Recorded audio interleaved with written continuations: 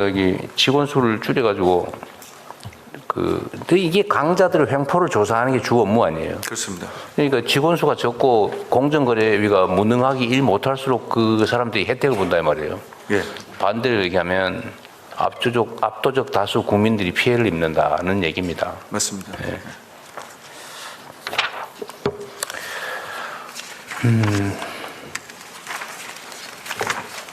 이거는 잘 하고 있겠죠. 내용도 있긴 하던데 지금 이게 워낙 이게 우리 사회는 갑을 힘의 불균형이 심해가지고 예. 억울한 피해를 당하는데 조사해 주세요 신고를 하면 소문이 나가지고 거래를 끊겨가지고 회사가 망한대요. 예. 그 말을 못 한다고 하더라고. 예. 그래서 익명 제보도 허용하고 만약에 익명 제보가 들어오면 또 제보가 들어오면 예. 그게만 조사를 하면 딱 표시가 나잖아요. 맞습니다. 전체 전수 조사를 하든지 일정 범위 내를 똑같이 조사를 해가지고 누가 신고를 했는지 누가 문제가 됐는지를 모르게. 예, 그 굉장히 중요한 지적이시고요. 네. 지금 이제 익명 조사 시스템을 이용해서 제보는 제가 한 1000건 정도 오는 것 같은데요. 네. 저희가 한 7건 정도 한 해 수사를 진행합니다. 1000건 중에서 7건 해요. 예. 이게 1000건이 맞나요? 제가 숫자는 정확하지 않아요. 그쯤 될 것 같아요. 보니까 신고가 얼마나 많겠어요. 예, 그래서 하여튼 예, 저기 공정위 조사 관련입니다. 익명 제보센터 관련해서 한 최근 3년간 하도급 같은 경우에 한 832건 정도 신고가 됐고요. 그래서 직권 조사를 한 15건 정도 했습니다. 그리고 유통 대리점도 한 194건 정도 접수가 돼서 한 9건 정도 했고요. 가맹 같은 경우에도 한 604건 접수해서 9건 정도 하여튼 그래서 신고되는 지금, 것 중에서 다는커녕 10%도 못하고 있는 게 현실이다 그 말이에요. 그렇습니다. 근데 익명 제보니까 이게 좀 물론 뭐 좋은 제보가 신뢰성이 있고 있겠지. 그렇지만 이제 말씀해 주셨듯이 저희가 지금까지는 좀 포괄적인 조사는 하지 않았던 것 같습니다. 그래서 좀 조사를 이제 제보된 관련 업계 좀 타겟해서 하지 않고 좀 포괄적으로 하려고. 그런데 위원장님 지금 그 말씀 하시면서 딱 머리에 떠오르는 게 인력을 어떡하지 그 생각 들죠? 솔직히 얘기해서. 그렇죠. 예. 포괄적으로 하려면 좀 인력이 많이 드는 것 같습니다. 저런다니까요. 확 늘려주세요. 다시 재검토해가지고. 다시 논의해 보겠습니다. 예. 다시 제출해 주십시오. 저럴 줄 알았다니까요.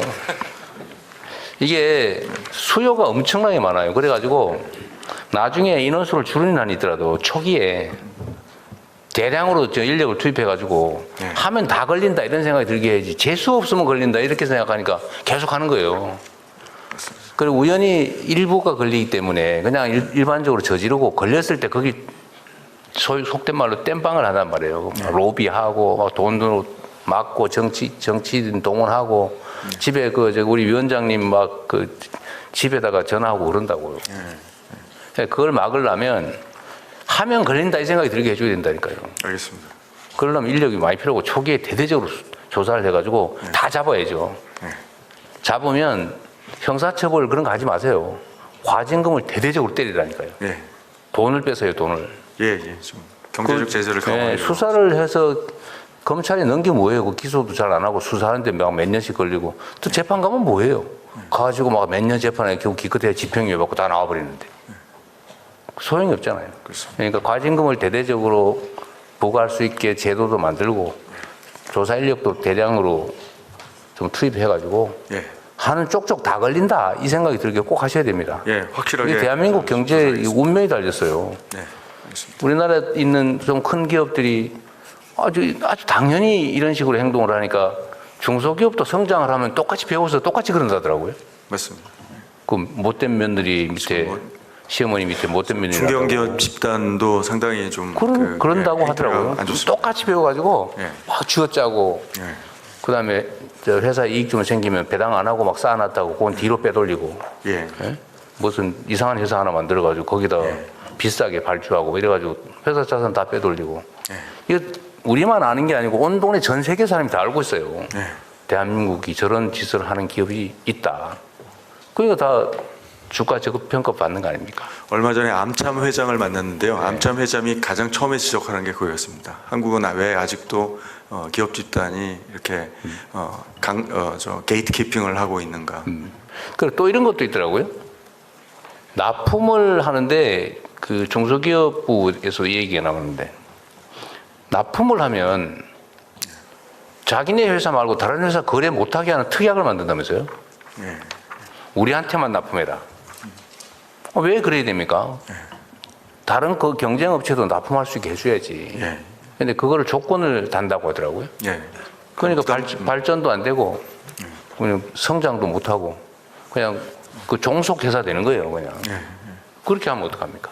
그것도 독점 권한 남용 아닌가요, 그런 것도? 맞습니다. 예. 그래서 그럼 부당특약은 조사해서 확실하게 좀. 근데 그 희시하지만 거의 대부분 그렇게 거래한다고 하더라고요. 그렇습니다.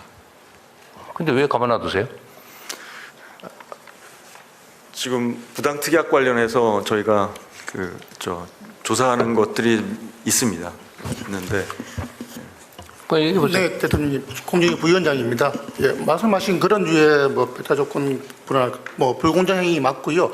그런 사건들 많이 처리를 하고 있습니다. 물론 이제 말씀하시는 것처럼 모든 그런 행위를 다 적발을 해서 조치하고 있지는 못하겠지만 신고가 들어온다든가 또 저희가 이제 그 직권 조사를 통해서 나름대로 대응은 하고 있는데요.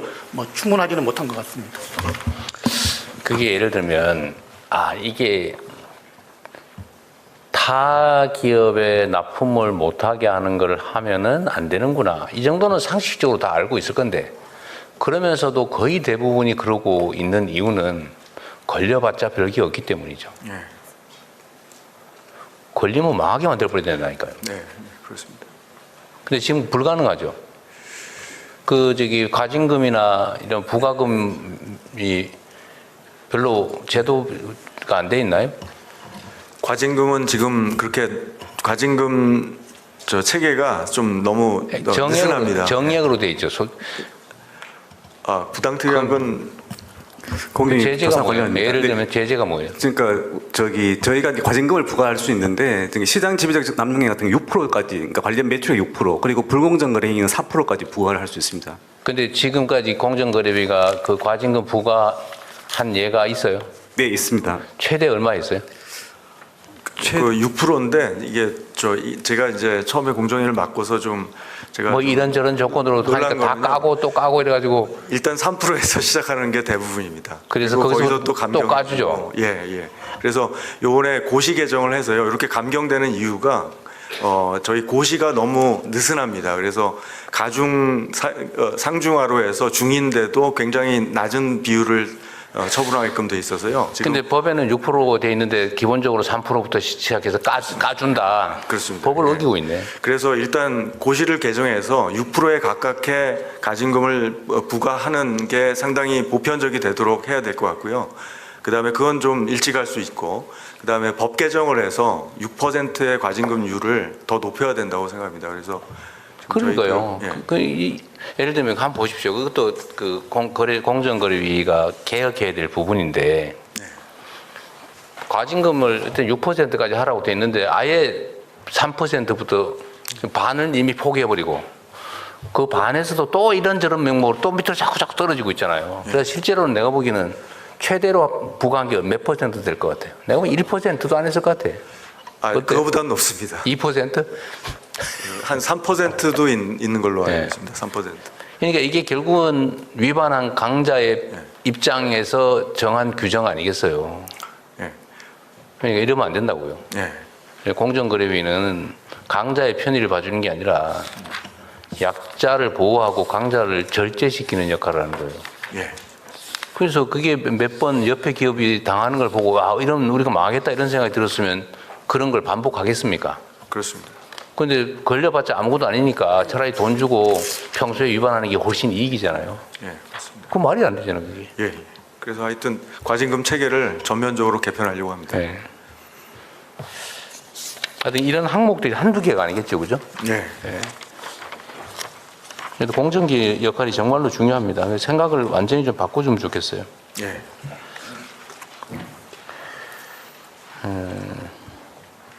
동반 성장을 위한 의뢰 협상력 강화는 아까 많이 말씀하셨는데, 그죠? 예. 어쨌든 이것도 과감하게 생각 자체를 근본적으로 바꿔줘야 됩니다. 예. 을들 약자들이 담합을 연합을 하면 그걸 담합이라고 처벌하는 게 기본 관념이잖아요. 공정거래위의 역직원들도 많이 계신데 그 당연하다고 생각할 가능성이 많아요. 근데 안 당연해요. 세상이 바뀌었어요. 이 가불관계라고 하는 게 그냥 약간 불균형이 아니고 완전히 힘의 관계가 이렇게 정말 기울어진 정도가 절벽이 됐어요. 을들 똑같은 입장에 있는 사람들한테 연합해서 힘을 모아서 거래를 협상을 할 수 있게 만드는 건 그렇습니다. 정말로 중요합니다. 그렇습니다. 이제는 제가 똑같은 얘기를 한 번 더 반복하면 이게 노동자와 기업인 사이의 관계 이거를 대등한 관계라고 보고 꼭 각자가 1대1로 협상하고 거래해야지라는 관념을 가지고 노동자들이 무슨 조합을 만들어 가지고 달려드니까 야 이거 저 소요죄 집단 뭐 폭동죄 뭐 이런 걸 해가지고 죽이고 사형시켰잖아요, 그죠? 그러다 결국 대공황을 맞았다는 거 아닙니까? 그렇습니다. 그래서 이제 노동자들 단결권 허용하고 집단 행동하게 하고 그랬더니 이게 노동자들이 지위가 높아져 가지고 적정한 배당을 받고 그러니까 기업도 경쟁을 제대로 하고 그렇습니다. 그래서 산업 발전하고 미국이 지금 오늘 미국이 됐다 뭐 그런 얘기 아니에요? 예, 맞습니다. 근데 지금은 다시 또 이런 상황이 생긴 거예요. 아주 이 거래 체계가 복잡하게 되면서 이 을 공급하는 측 여기가 지금 상하 관계로 전환이 되죠. 옛날에는 맞습니다. 대등한 관계였는데 지금 이렇게 돼버렸단 말이에요. 아래 위로. 지금 디지털화되면서 또 네, 더 더 심해졌죠. 심해졌죠. 그러면 이 소위 을의 입장에 있는 쪽을 연합해서 공동 대응하게 해주지 않으면 완전 주종 관계가 되어버린다니까요. 거래 관계가 아니고 주종이 된다고요. 예. 이러면은 정상적인 시장 경제가 운영될 수가 없다. 예. 그러니까 을에게 힘을 줘서 주종 관계로 빠지는 거를 대등한 거래 관계로 복구시켜주는 유일한 힘은 예. 연합할 수 있게 해주는 거죠. 그렇습니다. 예. 사고를 좀 근본적으로 바꿔야 된다는 겁니다. 우리 위원장님은 어쨌든 뭐 그런 점에 대한 문학 개혁적 사고가 뚜렷해서 잘하실 걸로 믿습니다. 우리 공정거래위 우리 직원 공무원 여러분도 잘 협조 좀 해주세요. 예, 열심히 하겠습니다. 네. 대기업 반칙행위는 아까 얘기한 것 같고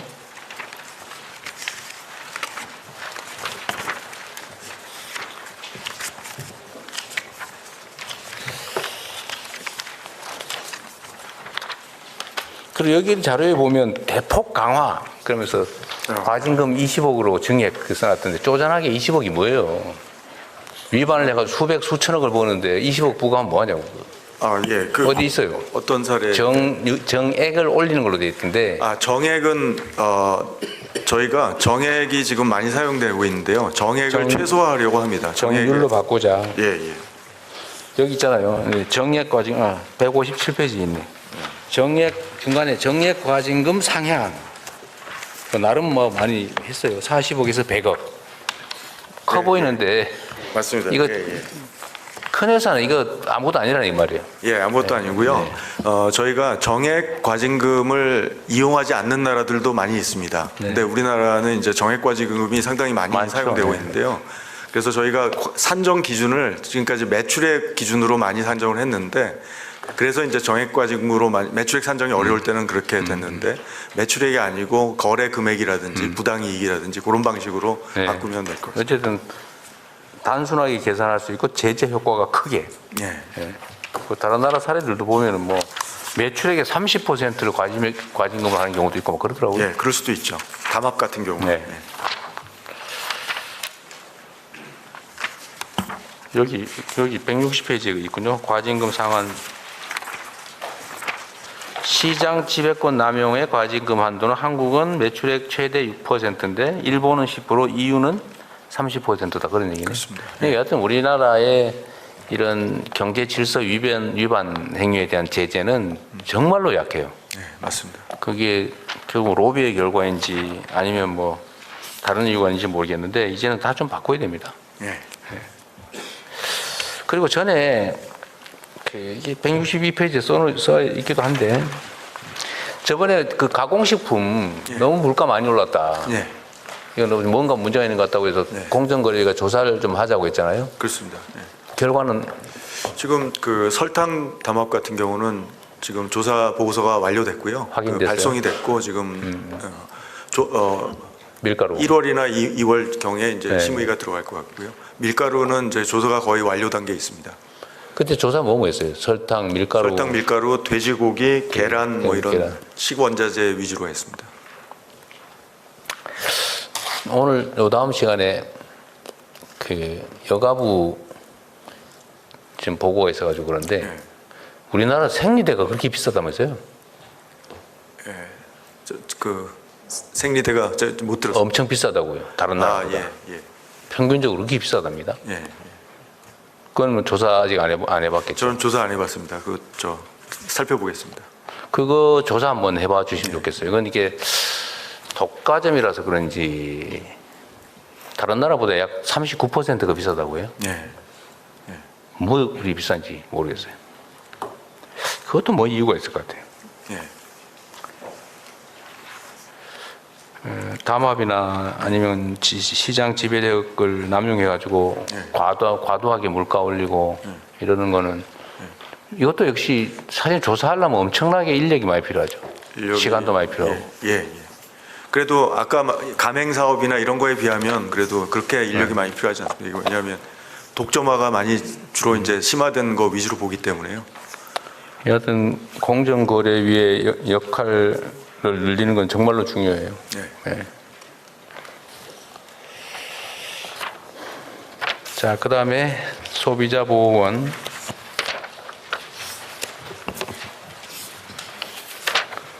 소비자 보호 활동하는 곳인가 보죠? 예, 소비자원장 유선입니다. 예, 소비자 권익 증진 추진하는 기관입니다. 네, 538명.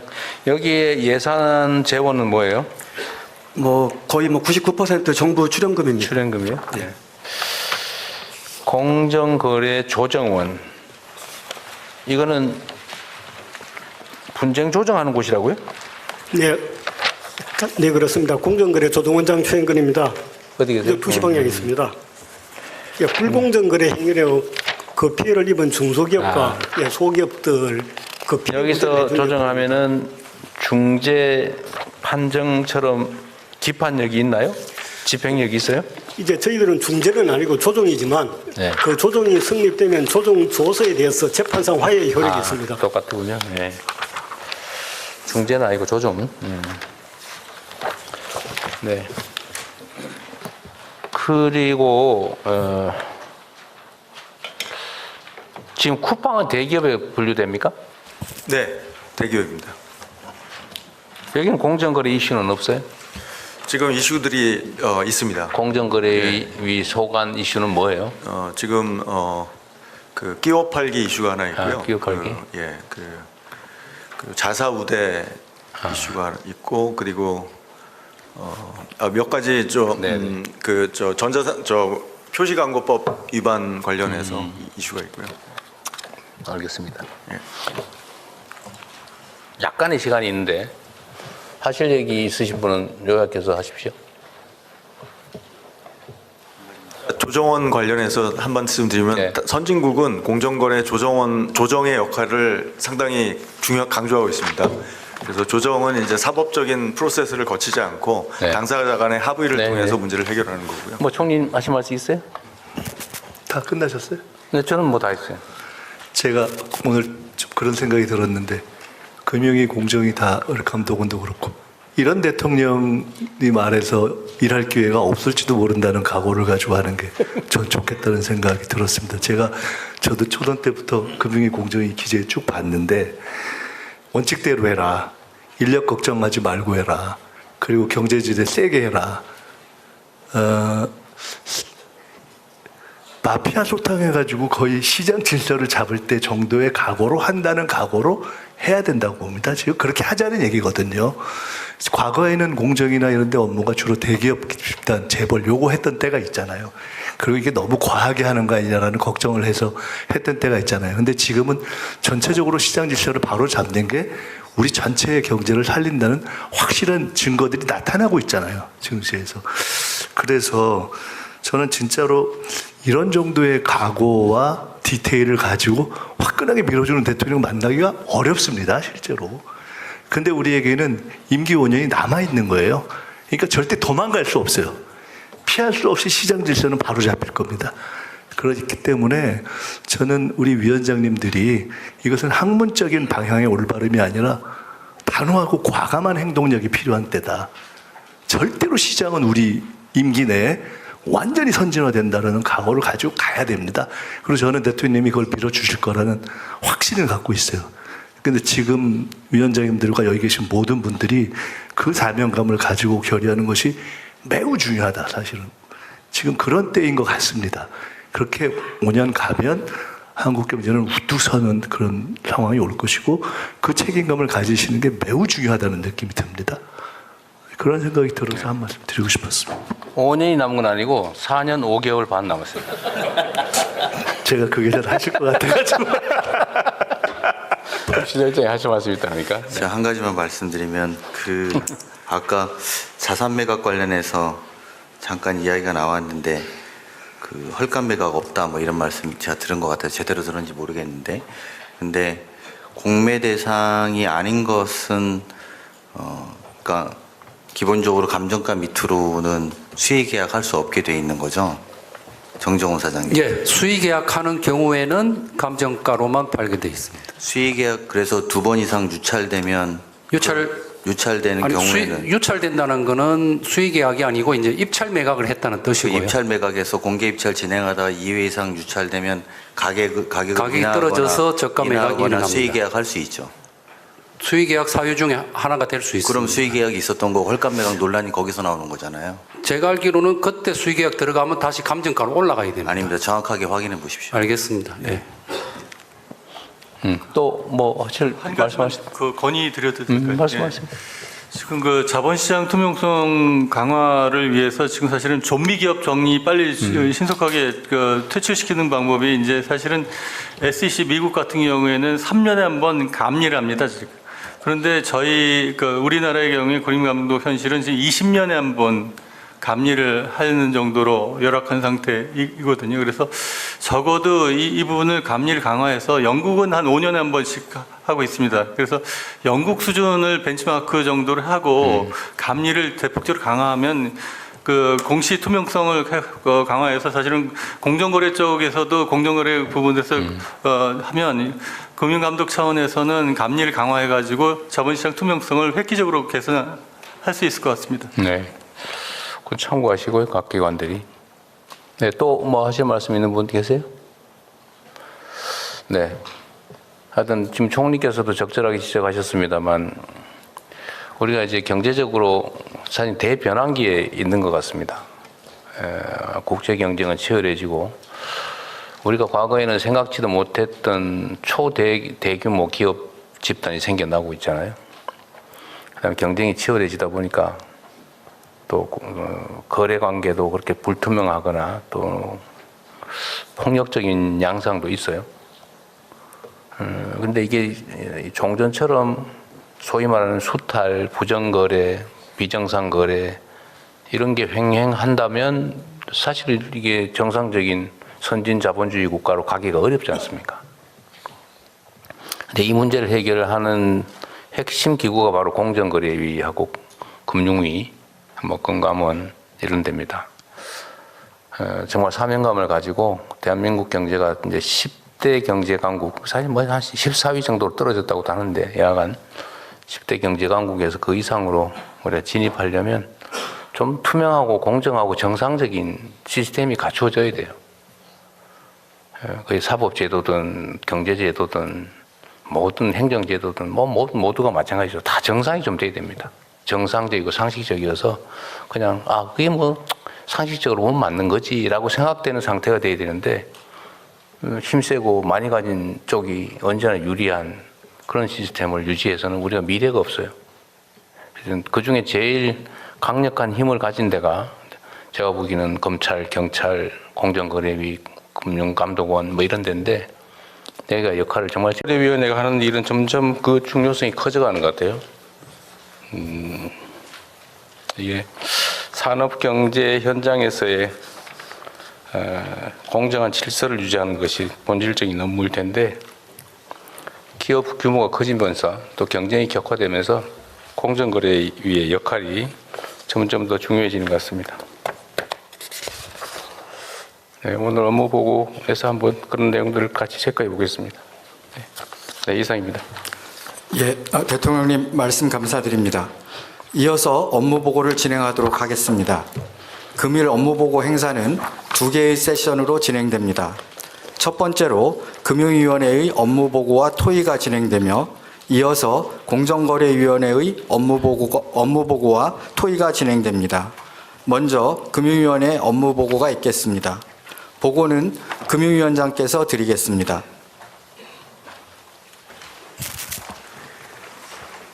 금융위원회 위원장 이호곤입니다.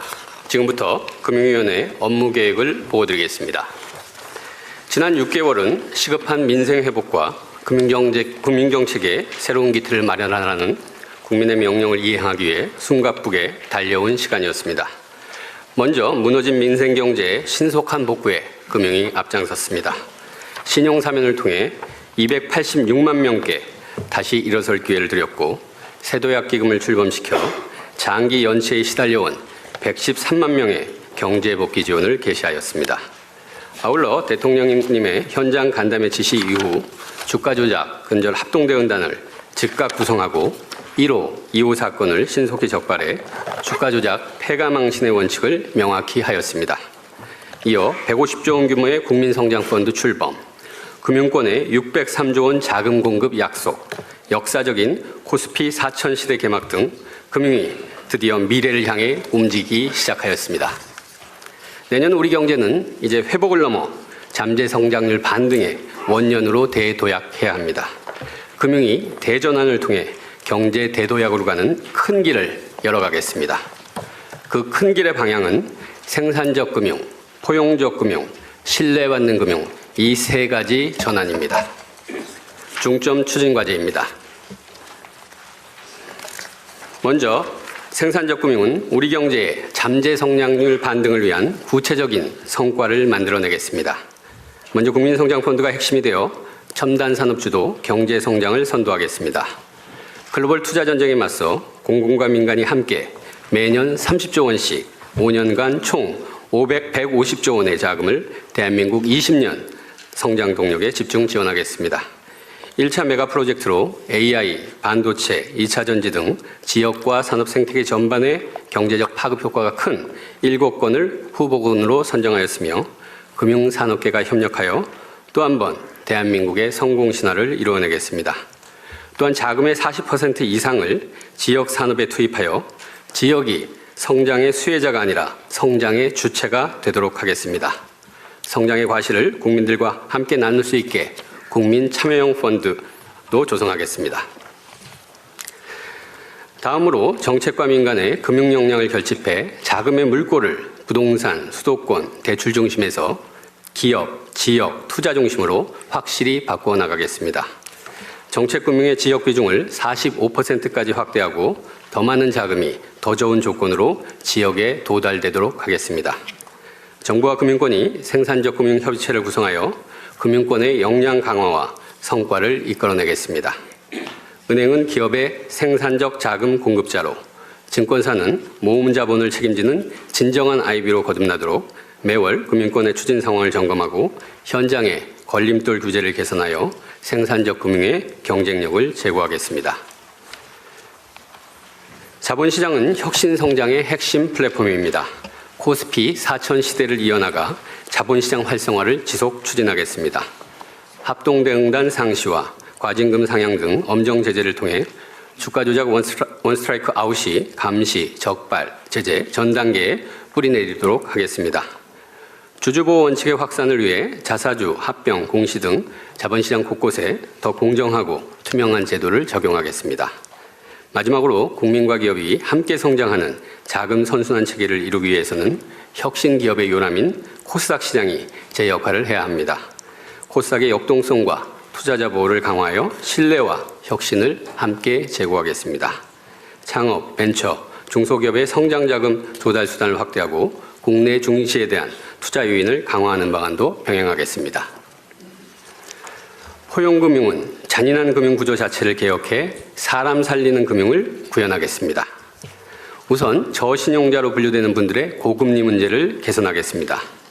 먼저 3에서 6%대의 저금리 서민금융 상품을 새로이 공급하겠습니다. 연체자가 유일하게 받을 수 있는 대출인 불법 사금융 예방 대출은 금리가 15.9%로 너무 높았습니다. 이를 성실 상환 시 5에서 6.3%로 대폭 인하하겠습니다. 기초생활수급자, 차상위 계층 등을 위한 생계자금 대출을 마련하고 채무조정 성실 상환 대출도 3배 이상 늘리겠습니다. 청년에 대해서는 능력보다 가능성을 보겠습니다. 기존 대출 상품이 거절된 청년도 학원비, 창업준비금 등 사회 진입에 필요한 준비자금을 지원받을 수 있도록 청년 전용 마이크로 대출을 신설하겠습니다. 우선 시범 도입하고 적극 확대해 나가겠습니다. 정책 서민금융에서 신용을 쌓아 제도권 금융에 안착하는 구조를 만들겠습니다. 가장 문턱이 낮은 정책 서민금융을 상환하면 금리와 한도가 좋아지고 은행 신용대출인 징검단리론으로 연계해 드리겠습니다. 아울러 공적 인프라로서 금융권의 서민금융 역할을 강화해 중금리 대출과 서민금융 출연 규모를 대폭 확대하겠습니다.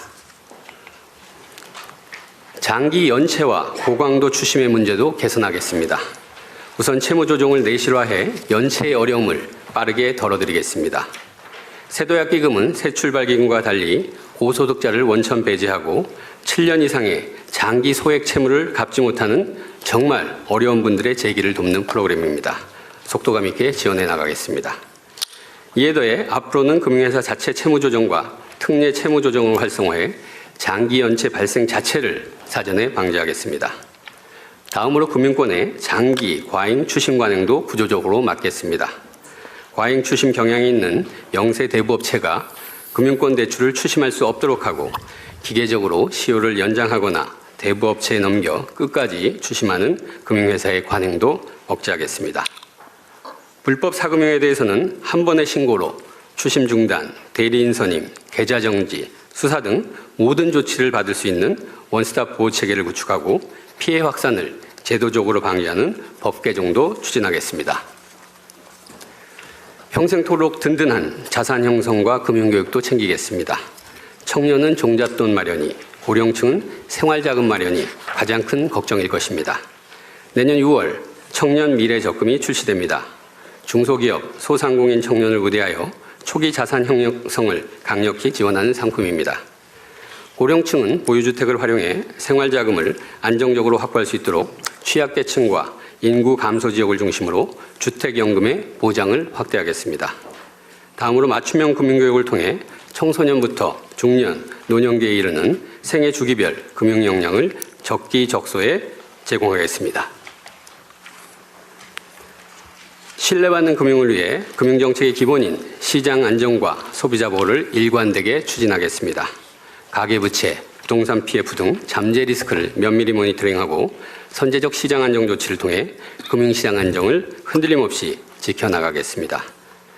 또한 금융범죄로부터 금융소비자를 철저히 보호하겠습니다.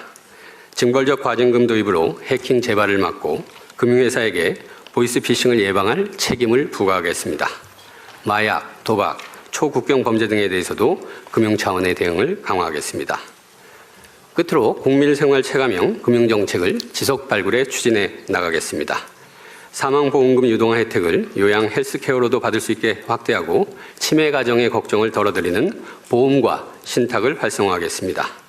생업에 집중하고 있어도 AI 대리인이 자동으로 금리 인하를 요구하는 서비스, 현금 없는 사회에서 미성년자, 채무조정자, 저신용자의 불편을 해소하는 새로운 카드 상품 등 일상에서 느낄 수 있는 금융혁신을 만들어 가겠습니다. 오늘 보고드린 모든 과제는 결국 하나의 질문으로 모아집니다. 금융이 과연 국민의 삶에 도움이 되고 있는가? 이 질문에 대해 금융위원회는 내년에도 현장에서 발로 뛰면서 속도감 있게 국민 여러분께서 체감하실 수 있는 변화를 만들어 성과와 결과로서 답하겠다고 약속드립니다. 이상으로 보고를 마치겠습니다. 감사합니다. 예, 이것으로 금융위원회 업무 보고를 마치고 토의를 진행하겠습니다. 네, 아주 준비를 잘하신 것 같네요. 일단 이 PPT 자료에 있는 것부터 먼저 한두 개 물어보겠습니다. 코스닥 시장 신뢰 제고, 또 혁신 제고, 이게 혁신 기업을 위해서 중요하다 이렇게 얘기하시는 거죠? 네. 근데 이번에 코스닥 시장이 그 코스피 상승률에 한참 못 미치게 상승했죠. 네, 코스피보다는 상승률이 떨어졌습니다. 어느 정도예요? 상대적으로? 그러니까 코스닥이 코스피가 올해 60... 전반 저점 대비 네. 코스피는 되게 한 70%. 예, 60% 후반에서 70%. 그 정도 네. 왔다 갔다 하고 있는데 네. 코스닥은 어땠어요? 코스닥은 한 30% 정도로 기억을 하고 있는데요. 30%대밖에 상승을 절반밖에 네. 못 올랐다는 얘기래요. 네. 그런데 이 코스닥 시장에 대한 불신이 있지 않습니까? 네. 그 불신의 핵심은 부실하다. 언제 동전주 될지 모른다. 그 다음에 주가 조작이 많다. 그죠? 네. 뭐 그런 것 같아요. 근데 그런 문제, 그 다음에 우리는 그 시장에 한번 진입하면 절대로 웬만해서는 퇴출이 안 되잖아요. 그러니까 이게 너무 많다, 종목이. 그래서 새로운 좋은 종목들이 성장하기 어렵다. 뭐 그런 것도 있는 것 같은데. 대책은 어떤 거예요? 네. 말씀 주신 대로 결국 신뢰를 먼저 높일 거냐, 혁신을 더 북돋을 거냐인데, 그 벤처기업 중에서는 혁신의 문호를 더 많이 열어달라 이렇게 하고요. 투자자들은 일단은 부실한 것들을 빨리 내보내서 그래야 그 공간이 열리기 때문에 혁신이 될 수 있다. 그래서 저희도 이제 두 가지를 다 보는데요. 특히 이 부실이나 실력이 검증되지 않은 기업들은 빨리 퇴출시킬 수 있도록 상장 폐지 절차를 간소화하고 상장 유지 요건 자체도 그러게요. 일단은 그 상장 폐지든 정리하는 거는 제가 대통령 취임한 후에 제일 먼저 갔던 게 증권거래소인데 네. 그때도 그 얘기 했거든요. 좀 진척이 있었어요, 그 사이에. 지금 6개월 지났는데. 네, 그래서 금년에 지금 양시장 보면은 그 상장 폐지가 예전에는 한 3년간에 한 15건이었다면 지금은 한 40건? 뭐 그 정도로. 네. 지금 올해 후반기에 네. 40건이나 퇴출됐다는 거예요? 상장 폐지 결정을 했기 때문에 예, 실제로 이제 거기서 절차를 밟아서 가긴 하지만 네. 그 폐지 결정이 최종적으로 난 건 몇 개나 돼요? 38개. 엄청나게 많이 정리했네요. 그 원래 그거 하면 주식 주주들이 막 데모하고 막 그러잖아요. 소송 들어갔어요? 마이크 대고 얘기하십시오. 소송 불사하고 대출을 많이 시키라 하니까 저희 예상한 대로 소송이 들어가 있는데요. 소송 대응하면서도 부실 기업은 바로 퇴출을 시키도록 그렇게. 네, 소송이야 뭐 불가피한데 여하튼 보유 주주들 입장에서야 그게 사라지면 영원히 희미한 꿈마저 희망마저 사라지는 거잖아요, 그죠? 예. 그러니까 대응하는 건 당연한 건데 그래도 그런 걸 좀 정리를 해야 시장이 정상화될 길이 열리겠죠. 네. 그거 하나고 시장 정상화. 그러니까 이 종목들 정리하는 것도 해야 되고, 그 주가 조작이나 부정거래 이런 거는 어떻습니까? 그건 코스피나 코스닥이나 다 해당되는 거긴 한데 1호, 2호 두 개 지금 적발한 거예요? 네, 맞습니다. 너무 작은 것 같은데. 지금도 저희들이 심사하고 있는 것들이 다 있고요. 계속 하고 있어요. 네네네. 그리고 1호, 2호 말고 또 추가적으로 증권사에서 또 네. 고위 임원이 사실은 그 상장 같은 거 할 때 미리 정보를 입수해 갖고 그거를 이제 친족이라든지 이런 쪽에 돌린 부분도 저희들이 잡아내서 그것도 그래요? 압수수색 들어갔습니다. 네. 하여튼 이게 대한민국 주식시장이 사실 기업들 실력은 절대로 나쁘지 않은데 똑같은 실력을 가지고 있는 기업인데 우리 주식시장에 상장되면 평가가 60% 정도밖에 못 받는다. 황당한 일이잖아요, 그렇죠? 네. 그래서 성과가 많이 나긴 났는데 개선이 많이 되긴 됐는데 여전히 지금 저평가, 객관적 수치로 보면 저평가 상태고 그 중에 제일 큰 원인은 자중에 시장의 투명성에 대한 불신인 것 같아요. 그래서 이거는 좀 최대한 힘을 좀 기울여 가지고 한국 시장에서 주가 조작이나 부정거래 하면 망한다, 폐가망신한다라는 걸 진짜 확실히 보여줘야 됩니다. 그래야 주가가 정상화돼요. 근본적으로는 국내 주식시장에 대한 불신이 사실은 외환에까지 영향을 주고 있다는 거 아닙니까? 자, 또 하나는 그냥 이거 금융 채권들, 그러니까 우리가 민간 분야에서 민간인들끼리의 채권 문제도 있고 금융기관들의 채권 관리 문제도 있는데 지금 우리 법률상 이상한 특례를 만들어가지고 금융기관들은 채무 관련 소송을 쉽게 할 수 있게 지금 만들어놨죠. 네. 송달 간주 제도도 많고, 그러니까 이 채무자들은 송달됐는지도 모르는데 판결 나버리는 경우가 많다는 거 아니에요. 그 인지도 깎아주고 있다고 그러죠? 소송 인지. 인지도 굉장히 저렴합니다. 금융기관에 왜 인지를 깎아주고 소송도 채무자한테 불리하게 제도까지 바꿔가면서 할까요? 그게 타당성이 있는 건가요? 이게 법무부랑 좀 협의를 해봐야 되는데요. 제가 보기에는 예전에 IMF 때 그 당시에 이제 부실 채권을 빨리 정리하는 게 그게 워낙 급선무여가지고 그 당시에 정책 목적에서 이쪽에 말씀 주신 대로 너무 과도하게 페이버를 준 게 아닌가 그렇게 생각하고 있습니다. 어차피 지금 금융기관에서 돈 빌려가지고 능력이 없어서 돈 못 갚고 있는 사람들은 이제 부실 채무자들, 그거에 대해서 송달 특례, 인지 특례 이런 것까지 줘가면서 결국은 소위 기판력을 이용해가지고 채권 소멸시효 기간만 연장한 거 아닙니까? 보통 상사채권은 3년, 길어야 5년인데 10년짜리로 다 만든 거 아니에요? 그래가지고 그걸 자꾸 갱신하고, 근데 인지도 깎아주니까 대부업체나 이런 데서도 쉽게 하고 그랬던 거 아닙니까? 그거 매우 부당해 보이는데. 맞습니다. 그러니까 소멸시효를 연장하는 게 너무 쉬워서 그게 너무 유리하게 그쪽으로 몰아간 측면이 있어서 이런 부분까지도 저 법무부랑 협의해서 제도 개선 방안을 강구해 보겠습니다. 저는 그 헌법상 평등권 침해처럼 느껴지던데 법률로 금융기관에 부당하게 유리한 제도를 만드는 건 저는 문제가 있다고 보이니까 이 제도를 개선해야 되지 않을까 싶은데 그것도 한번 판단해 보십시오. 네, 알겠습니다. 너무 심하잖아요. 힘없는 사람한테 더 불리하게 하면 되겠습니까? 그 금융기관이 뭐 돈이 없어 인지대가 부족해서 그런 것도 아니고 그거 왜 깎아줘요? 그 이해가 안 되던데. 자, 그 다음에 준비된 자료들을 좀 같이 한번 보겠습니다. 약간 생산적 금융으로 또 포용적 금융으로 전환해야 된다는 건 정말로 중요한 과제인데 이게 말만이 아니고 진짜 실행이 좀 돼야 되겠습니다. 네. 금융기관들의 그 영업이익률, 우리나라 금융기관들의 영업이익률하고 다른 나라의 평균적인 영업이익률하고 비교하면 좀 어때요? 영업에 비교하면 아마 미국 거는 ROE 같은 게 우리보다 더 높게 나오고요. 그다음에 유럽 거는 우리보다 좀 낮게 나오고 뭐 중간쯤 됩니까? 네.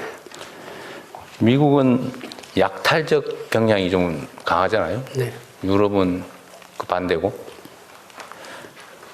가급적이면 우리도 포용성이나 생산적 금융으로의 전환을 좀 더 강화해야 될 것 같은데 특히 생산적 금융 이 측면에서요. 그러니까 영업 행태, 영업 양태로 볼 때 우리는 주로 땅 짓고 헤엄치기식, 그러니까 땅 담보, 집 담보 잡고 돈 빌려주고 이자 먹기. 이게 주축인 거 맞아요? 맞습니다. 은행권의 가계대출의 한 70%가 주담대거든요. 근데 그게 어떻게 보면 가장 편하고 안전하고 돈이 잘 되고 네. 왜냐하면 떼일 염려가 적으니까 너무 그쪽으로 편중되니까 그게 이제 과연 한국 경제 전체에 과연 어느 정도 도움을 주고 있는지. 그러니까요. 그게 원래는 예를 들면 기업 영역에 생산적 영역에 그야말로 돈이 흘러가야 되는데 이게 전부 소비 영역에 민간 소비 영역에 다 물려 있다는 거 아닙니까? 어쨌든 이런 점은 우리나라가 좀 심하죠. 네, 그렇습니다. 그래서 이것도 시정을 좀 해야 되는 게 맞는 것 같아요. 그래서 저희들이 이번에 이제 은행들의 유인을 어떻게 바꾸냐면 주택담보대출로 가는 위험 가중치를 종전보다 더 높여버리고 네. 주식이나 이런 쪽에 더 위험하게 가는 가중치는 좀 낮춰서. 낮추고. 근데 국제 기준에 그게 부합되지 않는 게 아니거든요. 네. 국제 기준 부합되면서 그런 쪽으로 좀 방향을 바꿔 나가고 있습니다. 그리고 그런 제도 개혁들을 그러니까 이 정책 변화나 이런 것들을요 가급적이면 법률 형태로 좀 나중에 정리가 좀 되면 법률 형태로 좀 고정을 시키면 좋겠어요. 이게 의지를 가지고 막 겨우 힘들게 조금씩 바꿔놓으면 어느 순간에 휙 되돌아가 버리더라고. 이 돈이 힘이 무섭잖아요. 그래서 좀 제도화하면 좋겠다. 일단 일정한 정책 개선을 이뤄내면 그걸 제도로 만들어놔서 그냥 그것도 그냥 지침이니 뭐 관행이니 이런 수준이 아니고 가능하면 입법 형태로 또 확실한 게 일단 좀 개선 성과를 좀 많이 만들어야 되겠습니다. 네. 이 포용금융 문제도 마찬가지인데 하여튼 뭐 계속 제가 반복적으로 얘기하는 게 이게 워낙 심각한 주제인데다가 잘 안 고쳐져서 하는 얘기예요. 진짜 돈이 필요한 사람들은 서민들이잖아요.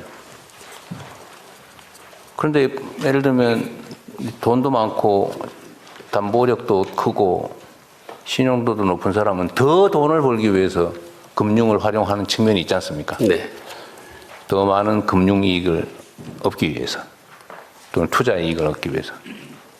근데 서민들은 먹고 살라고 생존하려고 하는데도 여기는 안 빌려주잖아요. 여기는 결국 15.9% 이자를 쓰든지 무슨 뭐 제2금융 심지어 사채를 쓰든지 대부업체 가든지 해가지고 이자를 뭐 엄청나게 내야 되는 이게 지금 빈익빈 부익부를 심화시키지 않습니까?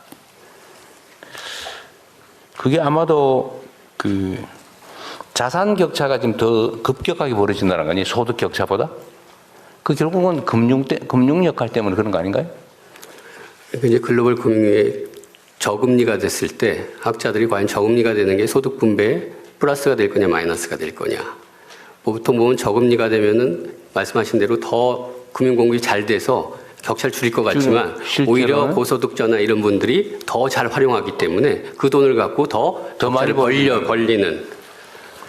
그러니까 저금리나 금융 상황이 개선이 되면 신용도 높은 고소득자 이런 쪽이 압도적으로 유리해져 가지고 자산 격차가 확 벌어져 버린다는 거잖아요. 금융의 역할이 반대로 가고 있는 거죠. 근데 이런 건 일종의 자연현상 같은 건데 이거를 교정하는 힘은 결국 정책과 정부밖에 없잖아요. 그래서 금융이나 금감원 역할이 정말로 중요합니다. 근데 의지를 가지고 열심히 해도 조금 개선되는데 잠깐만 방심하면 확 되돌아가잖아요.